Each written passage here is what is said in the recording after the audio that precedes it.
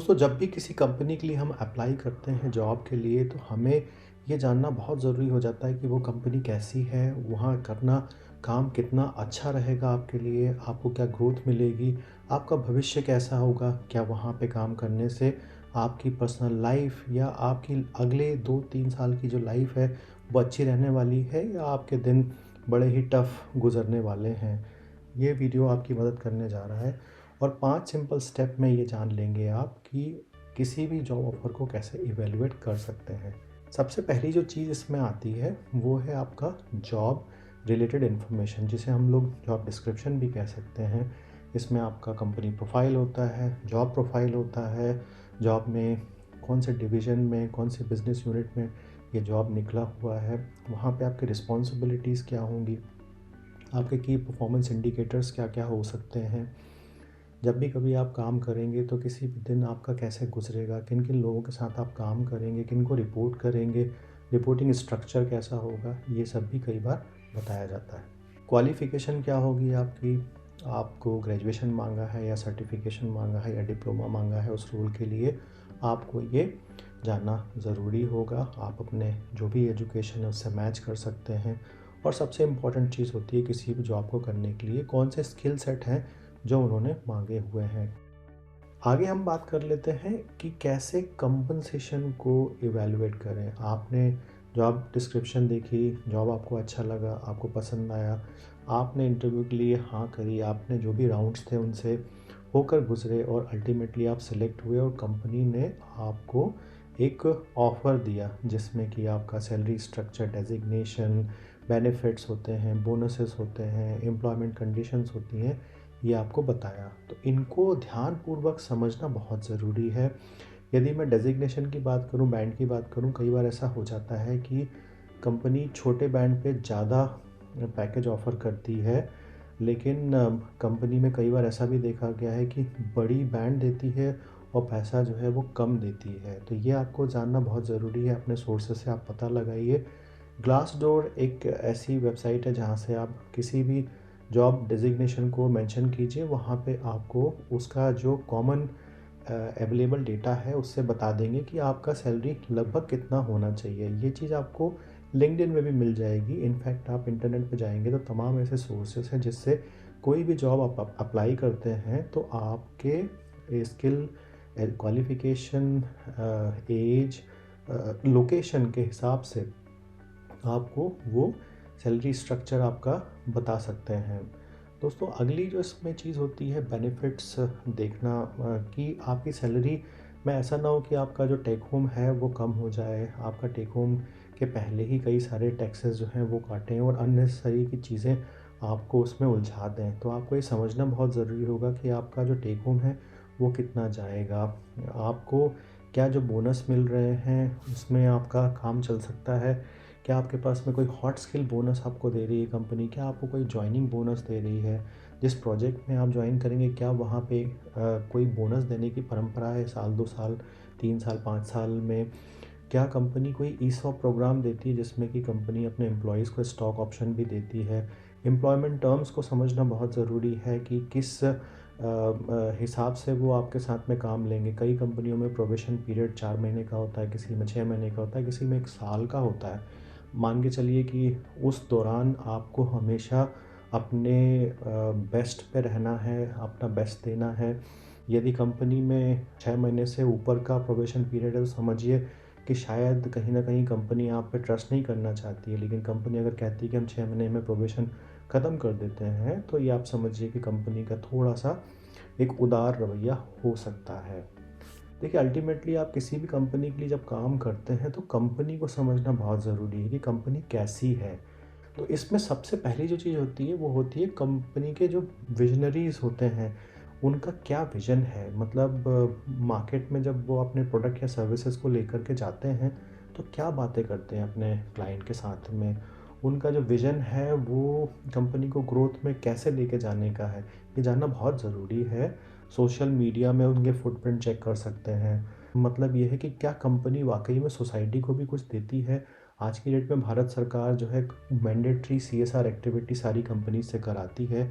एक साइज़ में आने के बाद में कंपनी को सोसाइटी में कुछ देना होता है। कई लोग मिड डे मील प्रोग्राम में पार्टिसिपेट करते हैं, कई लोग चाइल्ड केयर फाउंडेशन में पैसा देते हैं, कई लोग एजुकेशन में पैसा देते हैं, कई लोग जो मेडिकल फैसिलिटीज़ हैं उनमें पैसा देते हैं कंपनीज़। और कई कंपनी बिना सरकारी आदेश के भी अपने हिसाब से काम करती आई हैं। कुछ कंपनियों का नाम आप भारत में आसानी से जान सकते हैं। अगर मैं एग्जांपल लूँ टाटा का, तो ये कंपनी सोशल फुटप्रिंट के मामले में हमेशा अग्रणी मानी जाती है। अगली जो बात करेंगे इसमें कंपनी कल्चर में है वैरायटी ऑफ वर्क। ऐसा ना हो कि आपको साल 2 साल में बोरियत होने लग जाए और आपको दूसरा कुछ काम करने को ना मिले, तो आपको अंदर से इच्छा होगी कि यार मैं जॉब को छोड़ूँ और कहीं दूसरी जगह जाऊँ, क्योंकि मैं अपने काम से कुछ सीख नहीं रहा हूँ। मेरे पास में इस कंपनी में सीखने के लिए कुछ नहीं है, मेरे पास कुछ नया काम करने के लिए नहीं है। तो कई बार कंपनी कल्चर जो है प्रमोट नहीं करता कि आप कुछ सीखो। वर्क लाइफ जैसे हम लोग बोलते हैं बैलेंस है या नहीं है। आप काम तो कर रहे हो लेकिन आप फैमिली को टाइम नहीं दे पा रहे। अगर आप अकेले हो तो आप इतना काम कर रहे हो कि आप अपनी सेहत पर ध्यान नहीं दे पा रहे हो। तो क्या कंपनी के प्रोसीजर्स हैं, डेली के जो काम करने के तरीके हैं, वो आपको आपके शरीर, आपकी पर्सनल लाइफ को मेंटेन करने के लिए प्रॉपर समय दे रहे हैं या नहीं दे रहे हैं? मैं आपको एक सिंपल सी एक ट्रिक दे सकता हूँ कि जिस कंपनी में आप ज्वाइन कर रहे हैं उनके एम्प्लॉयज़ को 2-3 लोगों को आप अपने नेटवर्क में कनेक्ट कीजिए और पर्सनल एक रिक्वेस्ट कीजिए कि मुझे ऑफ़र आया है, क्या मैं इस कंपनी को ज्वाइन कर सकता हूँ? 2-4 अपने सवाल तैयार रखिए, उनसे बात कीजिए, आपको ज़रूर कुछ ना कुछ मदद मिलेगी। इंक्लूजन एंड डाइवर्सिटी आज की डेट में बहुत इंपॉर्टेंट चीज़ हो गई है। किसी भी कंपनी में हमने ये देखा है कि क्लाइंट हमेशा ये एक्सपेक्ट करते हैं कि हमारे प्रोजेक्ट में काम करने वाले लोग वैरायटी के हों, अलग-अलग वॉक्स ऑफ द लाइफ जिसे हम लोग बोलते हैं उससे आए हों और उनकी स्पेशलिटी, उनकी खूबियों को देख कर के ही उस टीम में रखा गया हो। ब्रांड वैल्यू, कई बार ऐसा होता है कंपनी कुछ अच्छा काम करती है, मार्केट में उसकी ब्रांड वैल्यू बढ़ती है। कई बार वो लोग नई डिज़ाइन या लोगो लेकर के भी आते हैं, लोग सोचते हैं उनकी ब्रांड वैल्यू बहुत बढ़ गई है, ऐसा नहीं होता है। पूरे प्रेजेंटेशन में, इस वीडियो में कंपनी कल्चर एक ऐसी चीज़ होती है जो कि काफ़ी सेंट्रल है इस डिस्कशन के, लेकिन ये आपको किसी से पूछने से समझ में नहीं आएगी। आपको इसके लिए इन्वेस्टिगेशन करना होगा, फीडबैक्स कलेक्ट करने होंगे और ऑनलाइन या ऑफलाइन मोड में जितने लोगों से भी आप टच बेस कर सकते हैं उसको पता कीजिए। यदि आप कंपनी में लंबा समय अपना प्लान कर रहे हैं, यदि आप को लग रहा है कि मैं एक जंप लेकर के दूसरी किसी कंपनी में जाना चाहता हूँ, तो फिर एक बात अलग हो जाती है। आपने कंपनी कल्चर देखा, अच्छा लगा, आपको लगा कि मेरा पैकेज भी अच्छा है, टीम भी अच्छी है, सब बातें हैं। लेकिन दोस्तों कई बार ऐसा देखा गया है कि करियर में एडवांसमेंट नहीं मिलता। ये बहुत ज़रूरी हो जाता है कि आप जिस बैंड पे गए हैं, एक समय के बाद आपको प्रमोशन मिलना चाहिए या आपको एक नया चैलेंजिंग रोल या जिसमें कहा जाए ग्रोथ प्रॉस्पेक्ट्स हों, वहाँ पे आपको जाना चाहिए। क्या आप एक ही स्किल के साथ में जी रहे हैं? क्या कंपनी कुछ नई ट्रेनिंग प्रोवाइड कर रही है जिसमें पैसा खर्च होता हो? क्या वहाँ पे मेंटरशिप का कोई स्ट्रक्चर मौजूद है? ये बहुत इम्पॉर्टेंट चीज़ है दोस्तों। मैंने अपने एक्सेंचर के 8.5 साल के टाइम फ्रेम में अनुभव किया कि मेंटरशिप बहुत अच्छा प्रोग्राम होता है।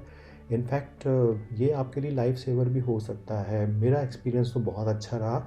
एक सीनियर आपको असाइन कर दिया जाता है उस कंपनी में और आप अपनी बातें, अपने जो भी मन की बातें होती हैं करियर से रिलेटेड, उनको बता सकते हैं। फाइनेंशियल स्टेटस दोस्तों ग्रोथ अपॉर्चुनिटीज़ के लिए एकदम डायरेक्टली प्रोपोर्शनल है। यदि कंपनी बहुत अच्छा कर रही है तो क्या वो अपने एम्प्लॉयज़ को ध्यान में रखते हुए सैलरी इंक्रीमेंट देती है या नहीं देती है? अगर वो अच्छा नहीं कर रही है तो क्या फाइनेंशियल पे कट होता है आपका? क्या कंपनी आपको निकालने का प्लान बनाती है? ये भी जानना बहुत ज़रूरी है और ये आपके आगे आने वाले भविष्य के लिए बहुत इम्पोर्टेंट हो जाता है। मार्केट में उतार-चढ़ाव आते रहते हैं, इससे कंपनी कैसे बच के रहती है, कैसे अपने आप को प्लान करती है, ये जानना बहुत ज़रूरी है। और अंत में बात करना चाहूँगा लोकेशन और फ्लेक्सिबिलिटी की। आप जहाँ भी जा रहे हैं काम करने के लिए, क्या वो जगह ऐसी है जहाँ पे कॉस्ट ऑफ लिविंग आपके हिसाब से है? कम्यूट कैसा होगा? दोस्तों आपको पता होगा बैंगलोर को अभी रिसेंटली वर्ल्ड में टॉप 5 सिटीज़ में माना गया जहाँ पे कि ट्रैवल करना बहुत मुश्किल है। ऐसी जगहों पे लोग अक्सर जब नया जॉब लेने जाते हैं तो अपना घर चेंज कर देते हैं क्योंकि वो ट्रैवल नहीं कर सकते। तो क्या वहाँ पे कोई रिमोट वर्किंग अवेलेबल है?